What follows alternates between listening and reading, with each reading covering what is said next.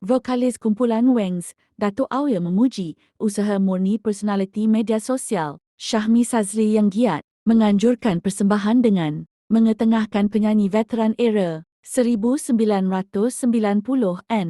Auya atau nama sebenarnya Ahmad Azhar Othman berkata, langkah itu perlu disokong kerana ia bukan sahaja membantu penggiat seni terdahulu, malah membangkitkan semula nostalgia industri muzik tanah air. Bagus, saya sokong. Dia membantu otai-otai dan penyanyi-penyanyi zaman saya dulu. Alhamdulillah, Syahmi mengenang jasa mereka dan membawa mereka kembali-kembali menemui penonton. Penonton yang datang pun faham sebab konsepnya memang begitu. Jadi baguslah, saya setuju dan teruskanlah. Disyorkan. Bercerita lanjut, Auya menekankan setiap usaha sedemikian perlu disertakan dengan niat yang betul dan ikhlas untuk membantu serta mengenang jasa penggiat seni. Dalam pada itu, Auya turut tersentuh apabila melihat kemunculan penyanyi veteran Rahim Ma'aruf yang muncul membuat persembahan. Baru-baru ini biarpun dalam keadaan kesihatannya tidak memuaskan. Baru-baru ini, saya tengok Rahim Ma'aruf naik ke pentas dalam keadaan sakit. Tetapi Alhamdulillah orang tetap ada untuk tengok dia.